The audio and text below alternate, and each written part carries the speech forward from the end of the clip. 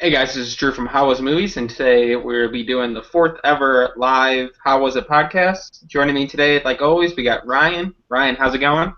Hey, what's up, guys? I'm excited to be back for a late edition of our show. We just had to let Nick chow down beforehand. I, It is so late that Nick decided to lay down. So from the bedroom, it's Nick Luseski. Nick, how's it going? Hey guys, it's me. I apologize for missing last week's we finally video. Um, but this is my bed and anybody's welcome to join. I we like how your pillow was like attacking you while you're saying something. we uh we brought Nick Always back do. from the dead. We brought Nick back from the dead, but we had to sacrifice Wolf in order to get him back. So now Wolf isn't here. So R.I.P. Wolf. Was it R.I.P. worth Wolf. it? Save Oh, the oceans. it was definitely worth it. I'll pull up the Save the Ocean. It was definitely worth it to do like the hang out from your bed, Nick. Oh yeah. I think Wolf would be fine with it as long as we end up one day saving the oceans. That's all he wants from life. Here we go. Down Just below the ocean, where I wanna be, maybe. Save the Ocean. All right, Why? that's enough of What that. did I miss? So on today's podcast, we'll be discussing everything Comic Con that happened this weekend, and also we'll talk about the Crosstown Classic, Cubs versus Sox. Sox have a 2-0 series lead in the Crosstown Classic, but first we'll Ooh. go into Comic Con. There's a lot of trailers that dropped, some surprising. I didn't expect to see anything from Justice League this early. Hurley, what was your thoughts on just Comic Con in general this year? On the convention itself, Just anything Comic Con or the trailers, anything. I didn't feel like there was a lot of huge news that like came out of Comic Con this year. Like I feel like the trailers really dominated. I didn't feel like there was big like casting announcements really. Like most of it we already knew going in, so it was just kind of cool to see some of these trailers. Yeah, it was surprising to get a Justice League trailer. We got a Wonder Woman trailer, which I wasn't really expecting either. Yeah, I mean, it was really the trailers that kind of dominated. Trailers and then some of like TV stuff was pretty cool. Yeah, like the only really big casting announcement was Brie Larson as Captain Marvel, but that's been speculation for months now, so it Yeah, wasn't like a shocking announcement. it was one of those things that we kind of know already, but like they're just confirming it for us anyway. And like the big announcements are going to take a decline though, as we see these companies they do like their own individual big tours. Like Disney does D23 and they do Star Wars Celebration. I'm sure Warner Brothers will eventually start doing something with DC, like their own celebration. So as we see those increase, we'll probably see less and less at Comic Con. I don't know if it was this year, but I know last year Marvel didn't even have a presence on the actual exhibition floor, so they'll just keep going down and their own individual shows will keep going up. But Nick, what was your favorite trailer coming out of Comic Con since they dominated so much? Um, I kind of like the Justice League clips. Um, I kind of like what DC like was doing and their whole new live action movies like within Batman vs Superman, Suicide Squad, the Wonder Woman trailer, and the Justice League trailer, and all this. They came out with like a lot of stuff at this Comic Con and kind of put them in a good place. So I really did like that trailer, and I'm very happy with DC and how they presented themselves. Very strong Comic Cons for them. And they needed a big Comic Con coming from Nick's hair. Why? They needed their hair is all over the place right now. It's so funny. I don't even have hair, man. But Warner Brothers they needed a big Comic Con for DC after the I I kind of movie was 50-50 for me, but the overall kind of failure of Batman v Superman: Dawn of Justice. Mm. They need a big presence with Justice League to get people excited, and I think that's what they did. There are some cool visuals in the trailer. We actually got to see Flash dodge a batarang. We got to see Cyborg in and out of his armor or whatever, and we got to see Jason Momoa not in his Aquaman armor, but just as in his street clothes. But what was your favorite thing from the Justice League trailer, Ryan Hurley? Thank you for the full name drop there. I think probably the Flash stuff. I think that would probably be the highlight because I feel like that scene was kind of the one that felt most, I guess, trailer worthy when I was watching it. Like, I thought it was apparent watching the trailer that they clearly had not shot that many stuff because, like the music would kind of swell and like nothing would happen. So I was like, okay, it's a surprisingly good trailer for how little they have. But like the slow motion flash stuff, I thought was really cool with like the lightning in the background. It doesn't look like they're just blatantly ripping off Quicksilver from X-Men. It looks like they're doing something a little bit different. So I thought that was a cool touch to see in the trailer. But Yeah, I that like that too. And I thought Ben Affleck as Batman just proved again that he was a good choice. The one line to Wonder Woman, where they're talking about Aquaman, and they're like, "Is she?" She's like, "Is he in?" He's like, more or less," and then like they have that whole back and forth, and it shows that they have a good back and forth going together. Nick, what was your favorite part of the Justice League trailer? Um, I think my favorite part was like the setting of it, because it just like starts off in like a very dark place. I don't know why you guys laugh. It's like a very dark, like not. It's like a not a nice looking place. Just like a place of apocalypse and not like a true world almost. And it shows like it almost foreshadows the kind of adventure and dangers that they're gonna come across. And Ben Affleck, I do agree, like he's pulling off the Batman role well, and I think it'll be cool to kind of get all these people together and kind of get a Marvel super movie in DC. uh, did you watch the trailer, Nick? I did. Okay, I just want to check. It's just your slow pace of talking. It made I'm me. I'm just hanging now, man. I'm in my bed. I'm sorry, dude. I didn't mean that. I didn't mean that. Also, Warner Brothers they released a Wonder Woman trailer, which I really liked. I think Gal Gadot looks really good as Wonder Woman. Also, Chris Pine looks really good in the movie. The action looks cool. I think the World Yeah. War Two, One, One. the World War One setting is cool, which we also saw set up in Batman v Superman with that photo that Bruce gets. What was your guys' thoughts on the Wonder Woman trailer? Yeah. So I mean, I liked it better than the Justice League trailer personally, just because they had a lot more to show. So like there was a lot more kind of like wow moments. There's a lot of really cool action. And like I would probably say that Wonder Woman might have been my favorite part of Batman v Superman, um, because they really messed up a lot of things in that movie.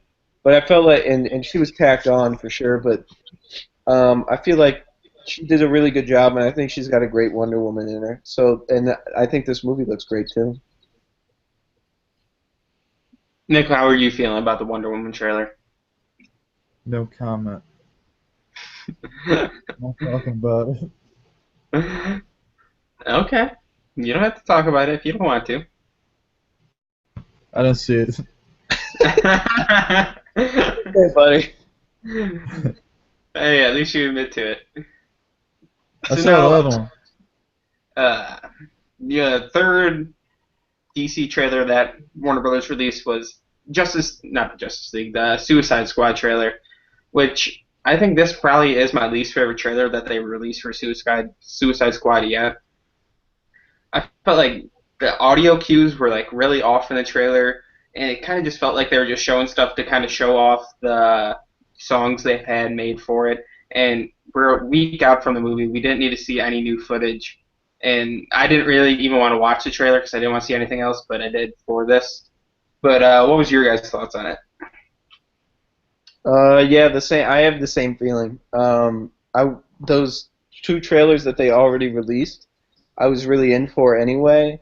And then they'd released a few like mini, like 1 minute character focused trailers. Like I think they had one for Harley Quinn, Rick Flag, and Amanda Waller, and then I think one for Deadshot. So like, I mean, there was they had released a bunch in plenty, and then this like a whole nother 2.5 minute trailer seemed really tacked on. Like that seemed like a lot for Comic Con when the movie is a week out. You know? Yeah, I agree. Yeah, And like, especially with the first two trailers, like they were like decently long trailers, and they did give away a lot of stuff. And being the kind of movie it is, and this big anticipated movie, like giving away all this extra footage and just more running time on the film is just not good. And I was kind of not really happy with how much more stuff they added. Yeah. I mean, kind of like with these big spectacle movies, you only get like one shot to see the thing that will blow your mind. So I don't want them to. I don't want them to put every good line in the trailers. I don't want them to put every cool action visual in the trailers. So like, yeah, I mean, even though it was a fine trailer, I think it just on like the technical side, yeah, I didn't really need it. I was already gonna go see the movie. Yeah. another my personal favorite trailer that came out of Comic Con was the one for Cole Kong's. It's late. I can't talk right now. It's almost 1 in the morning. Cole's Was Kong Skull Island. This movie just looks like a visual masterpiece. I was telling earlier this week that for me it was kind of like a mix of King Kong and Apocalypse Now with the way they had the visuals set up. It felt like a war film, and I thought they introduced Kong in the trailer really well with like the slow shot of him building up to this big gigantic thing. And I thought everyone looked good. Tom Hiddleston. I love the line of Samuel L. Jackson, "Tell me everything, or I'm going to blow off your head," to John Goodman. So yeah, I really enjoyed the trailer. It's probably my most anticipated coming out of Comic Con. Was it the same for you guys, or do you guys have different feelings about it? I really enjoyed it. Yeah, I think this was probably my favorite one, just because some of the shots just look. I mean, it looks like we're gonna get a few like spectacular long takes in this one. I mean, obviously you have to cut it in the trailer just because that's how a trailer works. But yeah, it was the camera work was really visually stunning.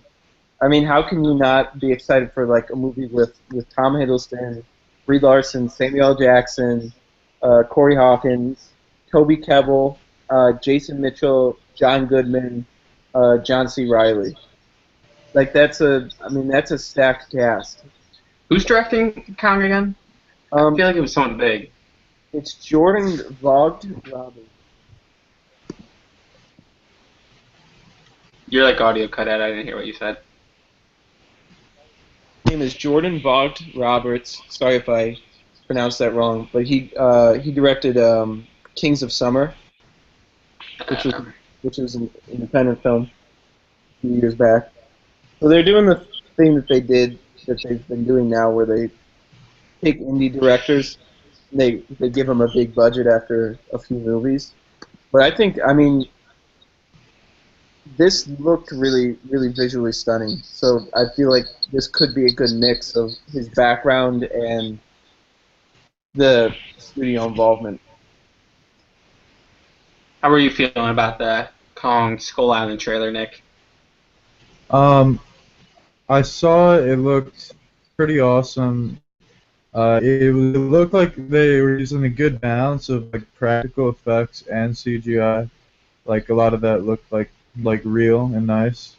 Hmm. So it also like took place in like obviously like a very beautiful location. So I'm sure there's gonna be like a lot of awesome shots, and the cast is like great. So it'll be cool, and it'll be a cool interpretation of this story, and I'm really excited. Actually, that was one of my favorite trailers I saw. Yeah, I mean nothing but good things about this trailer. I really enjoyed it. Yeah, same for me. What other trailers we got? The Doctor Strange trailer too. The first one, it was just okay to me, and I think the second one improved a lot. The visuals were really cool in this one. I thought they got into Doctor Strange a little more, made us know who he actually was, and they introduced the villain. I don't know his name, but Mads Mikkelsen is playing him. So I liked the second trailer a lot more than the first trailer, and it got me a little more excited for this one. How are you guys feeling? Um, I feel like the vibe is the same, where it looks like Inception but with magic. Like I feel like that didn't change, but yeah, this is I think a slight improvement. You get more of like I think you see more of Chiwetel Ejiofor in this trailer. You get a shot of Rachel McAdams, which it looks like she's going to be playing that like Natalie Portman role, where she's in it for a little bit and then like after a few movies she's just gone and you don't know where she went. But either way, it's nice to have Natalie Portman in it. Rachel McAdams. But I mean, I feel like this was. I don't know why Nick added a second screen, I but don't think the first screen's working. but uh, he's back to no audio. We were having audio issues with Nick before, and he's back to no audio. But the trailer, the trailer, I thought was pretty cool, and I am pretty pumped for this movie. It looks visually a lot different than most other Marvel movies. No, So Nick. No, Nick. No. No, his audio is not working. Yeah, I thought the visuals were stunning in it. There's that one scene where like there's like the crystals or whatever, and he walks through it and it's into like a different dimension. And yeah, I really like the joke at the end of Chiwetel Ejiofor where he's like he hands Doctor Strange the piece of paper and he's like, "What's this? My mantra?" He's like, "No, it's the Wi-Fi password. We're not savages." I thought yeah, it was a nice joke to throw that in there to like end the trailer on a happier note. yeah. I mean, I like the sense of humor in superhero movies, and normally Marvel's pretty good at that. And I thought that was a good button on the trailer. I thought that was a good way to end it. Yeah, it was a really solid trailer. Did uh did we get any other trailers from Marvel? Or was that the only one? I don't know the panel that I was really excited for, even though like none of us, we don't live in Los Angeles, so we don't get to we don't get to go to San Diego Comic Con because we don't live that close. But I was looking forward to getting like literally any news from Guardians of the Galaxy, and they didn't like release any trailers or anything like that. I thought I think they showed something there though at the panel for viewers for like people there though. I thought I read something about them showing some Yeah, footage. yeah, they showed footage, but they didn't like. They showed footage, and then they confirmed that Kurt Russell was Star Lord's dad. Um, but then they didn't release anything. I'm Yeah, they didn't. trying to look if anything else got put out. Oh, we had King Arthur. We had Oh yeah, that. the Guy Ritchie Charlie Hunnam movie. That Uh, one is probably my least favorite trailer. yeah, It just doesn't feel like Guy Ritchie's style fits in with medieval times, and it just oh next con.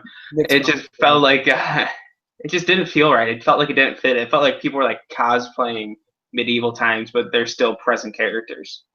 Yeah, like the running scene was pretty cool in the beginning, where they had that cool like POV shot. But then, or I guess it wasn't POV, but it was really close to their face. But then, kind of like the more this trailer went on, just the worse it got for me. It's a pretty quick one. Like, it just wasn't that good of a trailer, in my opinion. Yeah. And then I think the other one that we got was Fantastic Beasts and Where to Find Them. Oh yeah, that's one. And Lego Batman too. We got to that one too. Yeah. But Fantastic Beasts and Where to Find Them. I don't know. The trailer was just okay to me. It felt like it kind of had the magic of Harry Potter, but not fully. And I know it's like a completely different story, but it doesn't give me that same Harry Potter vibe where I'm like, I'm excited for the next Harry Potter film that's going to come out, but I'm excited to see this one, but just not in the same way I was excited for the first 8 Harry Potter films. Yeah, I mean, I'm not a huge Harry Potter fan, but I mean, I will acknowledge that, and I've seen all the movies, but it was like in like a fever dream, so I don't really like I don't really like remember that much about the movies, but I mean, they're all pretty good, and this one looks good. It's just like every time I watch a trailer, I forget about it. I forget everything about it almost immediately after I've seen it. But I think it looks good, so I mean, I'll be in the theater. And it's got some great star power in it with like Eddie Redmayne, Colin Farrell. Yeah. Who else? Who's the main girl? From choosing Steve Jobs and Inherent Vice. Catherine Waterston, is that her name? Sorry if we're forgetting your name, but yeah, and it's directed by David Gates or Yates. Yates with a Y. Who did the last 2 Harry Potter films, which are probably in my top 4 of my favorite Harry Potter films. So he knows what he's doing in this universe. It's just the movies just looks okay to me, and I'm still excited to see it, but not as excited as I was for other movies. Yeah. Yeah. This one, I mean, I'll be there. It looks perfectly fine. Nick, are you back with us, buddy? Still in mind, Hello? We got some audio from Nick. Hello? Yeah. Hey, You bud. can hear me? We can barely hear you. Hello? There we go. There we go. You can actually hear me? Yes. Oh my gosh. I didn't You think just that joined this us for a would be nice. conversation about the French national soccer team. Again. That one guy that scored the goal. The one guy was really good because he passed it to that other guy. Okay, so we got one more trailer to talk about, which might possibly be my second favorite trailer coming out of Comic-Con, is the Lego Batman trailer. The Lego movie was just hilarious, and the best part of it was Will Arnett as Batman, and him getting a spin-off movie is amazing. And this one just looks like more of the same. It looks hilarious. The addition of Robin and the villain of Joker, played by Zach Galifianakis, it just looks like it's going to be a ton of fun to watch. Yeah, some great voice talent in it too.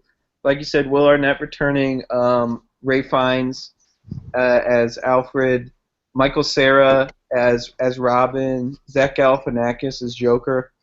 I mean, there were a lot of like good moments in this trailer, and like a couple of really good lines that you can almost tell are going to be catchphrases later on. Like the one where he's like, "Oh, does Batman lives in Bruce Wayne's basement?" And it's like, "No, Bruce Wayne lives in Batman's attic." Or like the seatbelt line. What was the seatbelt line? It was like they got in the Batmobile, and he's like, does this have seatbelts? And then like they drive, and then Robin like falls forward, and he's like, I'll tell Alfred to put in seatbelts, and then they just fly away. Yeah. Yeah, so that, I mean, it had some good moments. I really enjoyed the trailer. It was actually it might have been my favorite DC trailer that they released during Comic-Con. Did you get a chance to check out the Lego Batman trailer, Nick? I saw like the first 15 seconds, but like all in all, I do think that they're applying like a good market base that they've created with the original Lego movie, and like it's essentially going to be like a really comedic Batman plot. So it'll be interesting. I think it'll be fun. As long as they stick to a similar kind of setup as they did in the original movie, go for it. I'm about it. I think people will like it. Totally agree. Totally agree. Yep. Is there anything else you guys want to talk in the world of movies? Any more out of Comic Con? No, I mean I think we covered it all with the trailers. Like I said, Um, too much news. I don't know if it was in Comic Con, but did you guys see the second trailer for Sausage Fest or Party? I don't remember. Oh, yeah. Yeah, I just saw it on TV. There's a second part. I that movie I can't wait for that movie. What I noticed about the trailer on TV though that you're talking about, Nick, is that they started like to put in like big red letters that it's rated R underneath it, because I think Oh like yeah, parents might be like planning to take their kids to go see it because yeah, on the TV trailers they don't swear or anything. Because it yeah. looks like a kids movie. It like both of the trailers when they start off, it looks like a kids movie. Yeah, Like if you left the room after the first like minute of those trailers, you would be like, oh yeah, I'll take my kid to that. And yeah, the turn could go so bad for a parent. Like the definitely. the moment where the potato gets skinned, uh, I think that like that gets me every time. I don't know. I don't know what it is about that. Maybe it's the Irish accent or what. But I don't know. It gets me every time. What gets me every time is the baby carrots. They're eating children. The I'm so whole thing's great. great marketing on that one too because they're getting TV spots already on, Yeah. on like ESPN and things like that too. So like I mean they're I think a lot of people are going to see this one actually. But it looks really good. Can't wait for it. So we can from there. I think it's a good spot to transition into the sports world for this week. And the main thing going on for us, because we're all from the Chicagoland area, is the Crosstown Club Cup. And Nice. it's 1:04 in the morning, guys. It's a little early or late, I mean. But White Sox took the first two games at home at U.S. Cellular. First one, they blew a lead late in the ninth inning, and then won it for their third straight win, walk-off win. And then today, James Shields went out there and dominated the Cubs, letting up no runs through. He threw 7 2/3 inning. Nate Jones came on for a third of relief, and then David Robertson with a close. And they win that game 3-0. So, what's your guys' thoughts on just the Crosstown Cup so far? Um well I mean obviously I was rooting for the other team in this one. I was not rooting for the White Sox. I think every week we mention that I'm a Cubs fan. And then we call into question what sports team Wolf is a fan of. I think that's just how we are every single week. But just watching this game, it was painful to watch because the Cubs just could not convert with runners in scoring position. And Kyle Hendricks came out and he had an all right start, but I mean, you look at his ERA, in this last month, it's been really good. Or, I can't remember what the stat was, but ESPN was using it a lot. Um, he had like a 2 ERA, and he just kind of struggled. He had a 30 pitch first inning. He allowed that home run. So I mean, it just was not the Cubs' night. And one of the biggest like momentum turners of the game was what was it, the seventh inning, 2 outs. Frazier's up and he hits a little blooper over first base side, and Rizzo can't go back and get it. He steals second, then they take Hendricks out, and the next guy walks three people in a row to walk in a run. Made it 3-0 at the time, and it was just the Cubs couldn't hit at all through the night, and they just couldn't come up with runs from there. It was a big momentum swing to get that late inning run to cushion the lead. Yeah, Travis Wood just kind of imploded there. He walked one guy and then he walked in a run. Like it was crazy. I think he had 3 walks in that inning. He really struggled. And it was Well, and oh, you go, Hurley. I was just gonna say it was upsetting to watch them lose, especially because this I think was the first night we could have seen them use new free agent addition Aroldis Chapman. So you would have really loved to have gotten him in the game tonight in front of the home crowd. Or I guess I Oh, mean wait, fully crowd. technically they're in the U.S. Cellular, but I mean every crowd shot there's just as many Cubs fans there as there are Sox fans. It's the cheaper game to go to because Wrigley would be like $600 to go see a game. Yeah, Wrigley's just expensive to go to, especially now that the Cubs are actually good. So yeah, now they're buying the tickets for the sell. But the biggest thing with Travis Wood's problem in that seventh inning was his first batter he faced, that JB Shuck at bat. I think it was either 12 or 13 pitches. Shuck just kept fouling off every single pitch, and then he finally drew the walk. So then it kind of tired him out for the rest of the batters, and then he walked 2 more, and then got eaten to the ground out. But that first step back, JB Shuck just battling through it really helped him out and hurt you guys. Yeah, I mean, he could not get him out.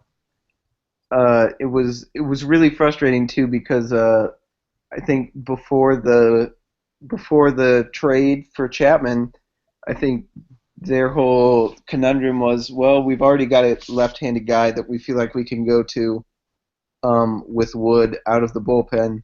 Which I mean, struggling once doesn't mean that you're gonna, doesn't mean that this is a sign of things to come. But like, definitely bolsters the case to trade for Chapman now.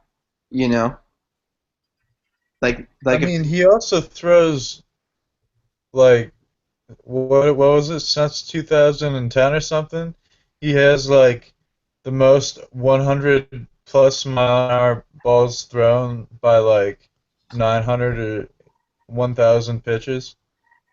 yeah, I mean he consistently hits like 102 miles an hour on the gun. It's Yeah, crazy. and you can't beat that. And if you could make that addition, like there's no reason why you can't.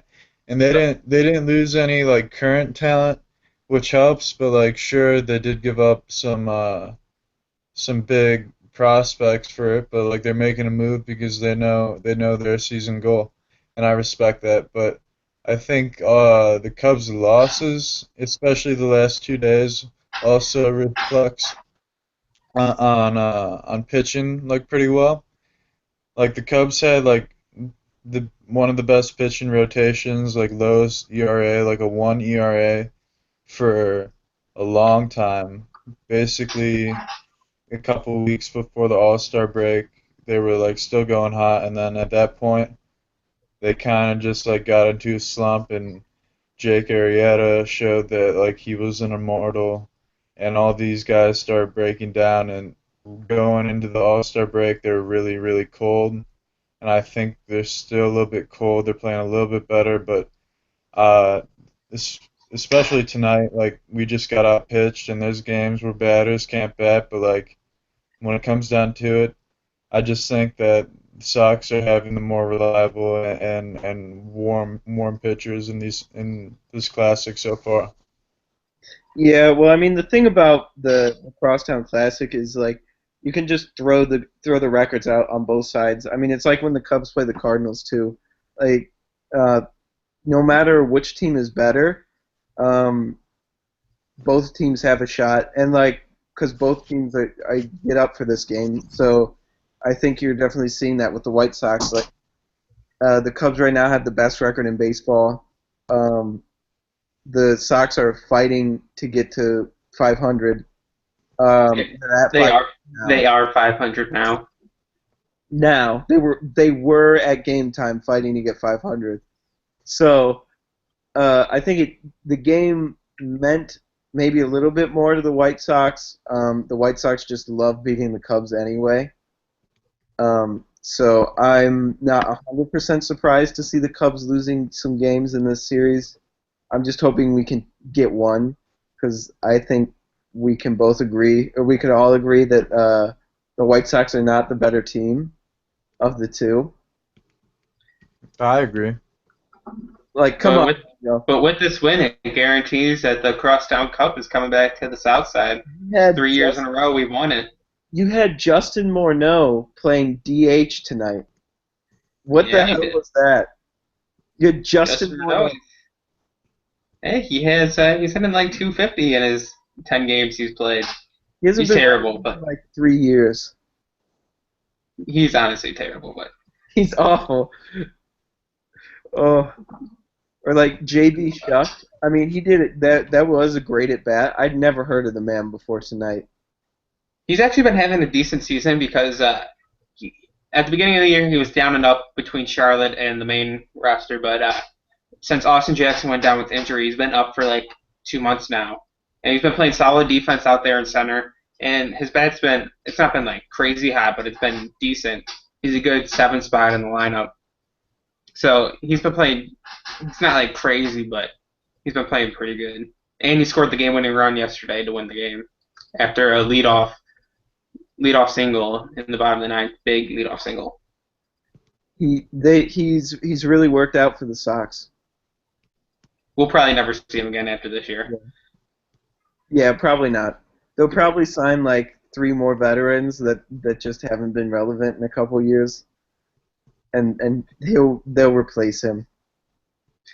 Like, But with this win though, I think it signals because Jerry Reindorf he got his championship, but he doesn't understand that sometimes to get better as a team, you have to be bad a couple years. He always wants to win and win and win. And now that we're 500, and even if we take one more game in the series, we'll say we take the game tomorrow, we're above 500. I think this signals that Sale and Quintana are not going this year. We're not trading them at all. Even if there's a small percentage chance that we can make the playoffs, we're six back in the wild card race. He's going to go for it with everything he's got, and he's not going to try to set up for the future, which is kind of disappointing. I love Chris Sale, even after he threw a little temper tantrum over the weekend over some jerseys. But I think it's just time to go and get. There are rumors that they can get 5 top prospects, which they need. Their farm system isn't the best, and their drafts have been okay these past couple of years. Tim Anderson's been working out. Abreu a couple of years ago. Abreu's been hot lately, but they just need a better farm system, and they need some good prospects. yeah, I mean, I don't know if you sell Chris Sale, no pun intended, because I mean if you do trade him at this deadline, you just traded one of the top 3 pitchers in the league right now, and he's still young. And I think, as we're seeing with your White Sox, that like baseball players have a much larger shelf life than any other athletic sport. Like, I could not imagine somebody like the age of David Ortiz still playing football. You know what I mean? They'd be Uh, dead. They'd be dead. so like there's just such a large shelf life, and I think that if they obviously if they keep Sale in Chicago for multiple years, I think they can still be good sometime during his career when he's still in his prime. So I think he's important to keep. I think you could probably sell Quintana because I just don't think his ceiling is as high. But you can make the argument that Quintana's been better this year than Sale. Sure, Sale has more wins, but Quintana's been more dominant. He just never gets the run support that he needs. But Yeah, the thing with Sale though is that his contract is such a friendly contract to the White Sox. They're not paying him that much, and they have him through 2019. So it's hard to give up that nice of a contract for that good of a player. But it might be just time to hit the big red reset button and just go for a 2021 World Series. yeah. I mean, maybe. I think Chris Sale can still start a game for you in the World Series, though, if 2021 is the year you want to do it, you know. Probably Jose Quintana, too, but, I mean, I think if you think about who you want to sell, I think it would definitely be Quintana over Sale. But they can get more from Sale though. Like Sale's a bigger name. They can. rumors of 5 top prospects that they can get from some organizations. For Quintana, they can get maybe like 2 good prospects. Like Sale's the bigger fish to throw out there to catch more things and make this team better for the future. Because if they don't, they're not going to be good for a while. They're going to be mediocre like they are now for the next couple years until his contract runs out. And who knows if he's going to resign because he hates Kenny, he hates Han over all the Adam LaRoche thing and this last jersey thing. So who knows if he wants to come back to Chicago. Yeah, I mean that's a good point. He does. He has been clashing with the front office. I mean, I just don't know. It's like kind of. I mean, it's you have a known entity in Chris Sale, and you don't know if any of those 5 prospects are going to pan out. Um, like this trade that the Cubs made for Chapman. Say the Cubs re-sign Aroldis Chapman, which I don't really think will happen, but then like um, Gleyber Torres and the outfield prospect, and like say that none of those guys ever end up in the majors, say that they never like pan out on their potential, it'll look like a really dumb trade because then it's just a straight up Adam Warren for Aroldis Chapman trade. So I mean, trading Chris Sale for 5 prospects, like it looks it looks like it would be a good move for the future, but I mean, you just don't know. And it would depend on obviously like which farm system you're getting it from. Because if you're getting it from a farm system that's not as good anyway, then what's the point? Yeah, but Rumors when it's a though, number one prospect, Do like what? number one prospects are rarely not MLBers. Well, yeah. I mean, I'm just saying like they don't always. You have no idea that they're going to be as good as Chris Sale. You know? Yeah, I agree. yeah, but that's the way the MLB works. You have to take those risks for prospects. I Like mean, it's true. I mean, I think that's definitely true. I'm just saying, I'm making a case for keeping Sale because it could really go either way right now. I just think if they're never going to win a World Series while Chris Sale is on this current contract. They're just never going to have a team good enough to win a World Series. Yeah, I mean, for whatever reason, they're just not able to. I mean, like you said, they just don't have that farm system. MLB is different than like a lot of other sports. With MLB, I feel like the free agent signings aren't as much of a thing. Like, I mean, they happen for sure, but I feel like the way you acquire talent a lot more in MLB is trading, kind of like you were saying with Sale. But like, I just for whatever reason they haven't been able to develop that team, and they just keep signing over the hill veterans to fill out this roster. So it's got to be kind of frustrating to watch them. Yeah, it is.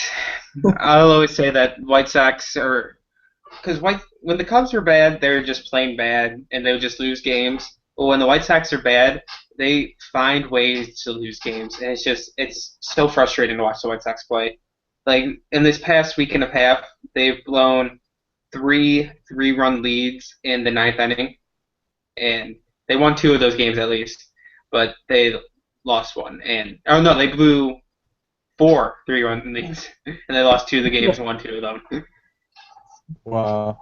Like that last Seattle series, that was like a week and a half ago. They dropped 2 out of 3 games, but they were never trailing for a pitch because one was a 3-run walk-off homer and one was a walk-off in extra innings. I still have fond memories of earlier in the season when they were up by 6 runs on the Royals, and you bring in your closer Dave Robertson, and you eventually give up 7 runs in the bottom of the ninth inning to lose the game to the Royals. The worst thing about that game, though, is that they took Robertson out after he gave up 3 runs and they put in Tommy Kahnle. Like, just ride Robertson to the end there. Don't take him out. Yeah, I mean you may as well. It was just like I remember because I was watching it with my dad, and then we were going to Sports Clips to get a haircut, and like they had like 1 out in the ninth, and they're up by 6, and my dad and I are both like, okay, they're good. And by the time we're at Sports Clips, it's like the White Sox have lost, and I was like, you're kidding me, like how did they do that? Like, you have to be trying to lose to do that. Only the White Sox. Only the White Sox. Yeah, the Cubs used to just be playing bad. They just used to not be able to score runs. They couldn't pitch. They couldn't do anything right. It's a curse, man. It is a curse. You can't do anything about it when you're cursed. You just gotta tough through it. Yep. I'm afraid. I don't think it's a year. You don't think it's the year? You I gotta There's have. don't always, think it's. there's always next year. Isn't that your guys' slogan? Always next year. Oh, Yeah, it has been. this is last year's next year though. There's always next year. This Uh, guy whose team is just barely at 500 now. hey, at least I have a ring in the last 15 years. Oh, good. Yeah, I think. You have 3 rings total in your franchise. We have 2. Okay, if we weren't cursed, if like like you can't even gloat that much. Like you got one in 2005, which is now 11 years ago. Yeah, but at least I can remember watching my team get the final out and running and hugging at the middle of the mound. Like you got one in 2005, which is still 11 years How about ago, the Bears match? and that was just so you could get off the schneid of being tied with a team that was cursed. Because you How you about the Bears match? so oh don't even get me started on the The Bears. Bears have more championships than the Patriots. They don't have more Super Bowl championships though. They have more championships though. We're talking history. Bears are the better Have you franchise than the Patriots.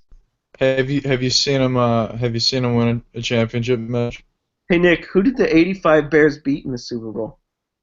Who did the It's 85 fine. Bears? Who did the 85 Bears absolutely demolish in the Super Bowl? Like not even close. The Patriots, if I remember correctly. That's And I do. fine. The Patriots are just a bunch of cheaters. I hate the Patriots. Dude, they're not. They're not at all. They've been caught up in 2 huge cheating scandals in the past 10 years. Dude, but it wasn't even a big deal. One time they were looking at the other team's calls by other Dude, but teams. that's legal. It just dude, the No, media it's overblew it. not. No, You yeah, it can't. is. It's illegal. He just was not in the right area where he was supposed to be. But So that's not it's a legal. normal thing. It's fine, dude. I'm not gonna argue. I Typical think Patriots fan. I think Spygate was a big deal. I don't think Deflategate is a big deal. So what? He underinflated some footballs. It's so Che- stupid that this has gone on 2 years now. cheated in the second biggest game. That's why it's a big deal. No. Even the Colts said that they could have been playing with ping pong balls and still beat them. Like Oh, it wouldn't have mattered. They still would have got killed even if the balls were inflated. But he they still cheated. crushed the Colts. Dude, there was no intention to deflate the balls. There was the ESPN leak way too early, and everybody freaked out and turned it into a big deal. If that didn't happen, none of this would have happened. It was a ton of BS. There's no proof that Brady had anything to do with it. If anything, maximum thing is equipment tamperment, not a four game suspension. It's just all too much, and it's all BS, just so Goodell can look like he has balls instead of doing stuff about real problems. I can't wait till the Jets just win the division this year and I hope the Patriots don't even make the playoffs this year. Oh, you know that won't happen. Like that won't happen, but like they might lose to the Jets. Belichick would fire himself as coach, and as general manager would fire Bill Belichick, the coach, if he didn't make the playoffs. Yeah. That is how Hold on. little of a tolerance he has for losing. Bill Belichick has just been screwing the AFC East since 1990 because he's the reason why the Giants beat the Bills in that Super Bowl. Yeah. And now for the past 13 years, he's just been screwing the Bills. That 4 balls of Buffalo, 30 for 30. I watched that the other day. That's awesome. just seeing Bill Belichick on there, I was like, we should have known with him. Like, we shouldn't. He made the Browns like semi-relevant for a while. Yeah. That's the Browns. Which is like the hardest thing to do ever. Yeah. So I mean, we should have. The AFC should have known when they heard that he was hired as the Patriots coach. The only thing that can make him good is if like LeBron quit basketball and went to go be the quarterback. Who the Bills have a good quarterback right now. What are you talking about? The Browns. Oh, the Browns. Yeah, no, there's nothing to save the Browns. LeBron just has to go on a personal mission to save every sports franchise in Cleveland. Did you guys see that Josh Gordon reported to camp today with injury? Oh my God, no. He has a quad injury and he's gonna be out a couple weeks. Well, I mean, he's already going to be out for 4 weeks, so I guess he'll have plenty of time to heal. He needs to get his life together, man. I don't understand why this was the time that they reinstated him. Man, he just likes smoking weed. Can you blame the man? You know, if I Like, was in Cleveland, I might want to do that on like a daily basis.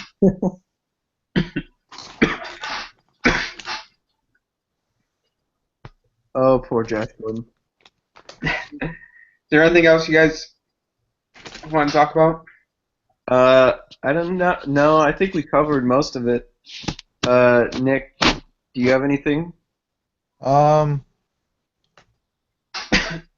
wanted to maybe touch on the Le'Veon Bell unsuspension thing, but like that's kind of like a short like little situation. I don't know. I think you guys heard about it. I think we can. I think with that one we kind of need to wait for more information too, because he's been suspended the first 4 games, but he's saying something about that person administering the drug test didn't contact him enough or didn't give him enough notice before the drug test, so that's why he didn't show up for it. So he thinks he's going to get the suspension reversed. He probably will. So I had 2 thoughts on this when I initially heard it. Like, one, that's great for fantasy football owners that Le'Veon Bell will probably be without a suspension. But also, like, was I the only one that was kind of confused that they give notice for random drug testing? Yeah. This one wasn't a random drug test, though. This Oh, one was one of his scheduled drug tests. Oh, it was a schedule. Okay. Then that makes it different because I was thinking about it and I was like, what makes it random if they give you a notice before they drug test you in a random drug test? Like, Dude, how did Josh Gordon? I'm sure they do. So many times he got kicked out of the league if they inform you before a random drug test. But I guess that answers my question now. Okay, I think that's a good spot to wrap it up. We've been going for like about an hour now. So thanks for watching, guys. Nick, where can the good people find you at on social media? Follow me on Twitter at Buseski1, Buseski1, and go on our website at hwimovies.com. Yeah, Nick from San Clemente. San Clemente, California. Where can people find you at, Hurley? I'm on Twitter at Hurlinator3423. Catch me writing articles for hwimovies.com. Yeah, and have a good one. And you can find me on Twitter at Mojo5210. Links to all our Twitters are down below. On YouTube, How Was It Movies? Be sure to check out hwimovies.com for articles about all of us. Just a disclaimer, next week we're probably going to be off for a week because I am out of town on vacation and we're all kind of traveling, so we'll probably be off for next week. Just a disclaimer for all you guys. And thanks for watching. Save the oceans.